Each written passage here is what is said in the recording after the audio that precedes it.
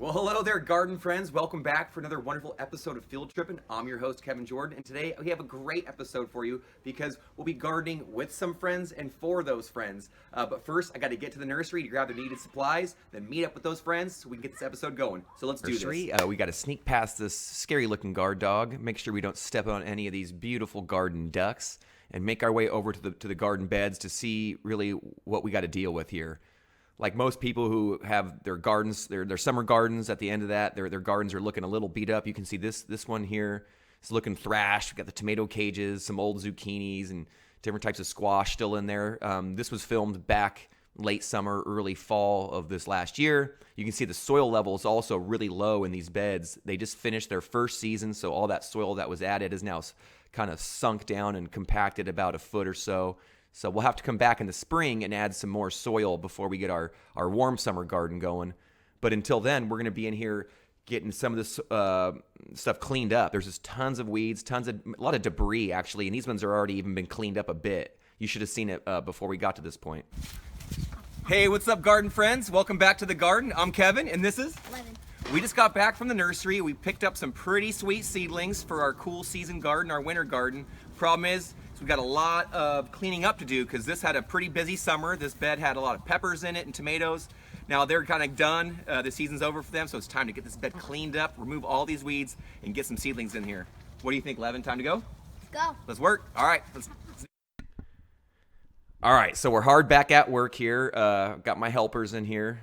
And so the first thing you got to do is get all the weeds out of here. This garden did well, but towards the end of the season, got a lot of weeds growing in it. So we ripped all the weeds out. We're loosening, breaking up the soil, and then boom, then you get a chance to get those seedlings in there. Of course, always adding some starter fertilizer as you go. We use an EB Stone organic one that works out really well for us. Doesn't hurt the plants, but really helps them out and gets their root systems going with some mycorrhizal fungi and some light nutrition. You see the bed number 2, same thing, just as bad. Got to clear out all the old debris, get any weeds ripped out. Be very careful not to damage any of that irrigation system that's already in place. Always kind of work around it or move it out of the way as you need to. In this bed, we're actually putting a lot of seeds. So we're actually watching the kids here put in some cover crop seeds, mixture of rye grasses and peas and such. So you can really see the transformation of the gardens from their the way they looked at the end of the summer to how they look now in the middle of the cool season. And so these gardens will do well these next several months until we'll harvest them and then get them and then kind of do it all over again and prepare these beds for the summer garden. So I'm really looking forward to that. You can see here it's really important. I mean, there's so much food you can grow in the cool season, but at the very least, the cover crops are where it's at. You can see a few cabbage. The boys kind of snuck in there right down the middle of this bed for fun. But most of it is all, you can see there's different peas and grasses in there. They're all nitrogen-fixing plants. All right, so as you can see, we got our cool season garden going. We got the kale. We've got some celery. We've got some brassicas going. Those are things like your cauliflower and our broccoli. And also in the second bed, you saw us, instead of growing a lot of vegetables in there, we put a lot of cover crop in. So this garden right in front of me was really important for cover cropping. And so we put a mixture of rye and grasses.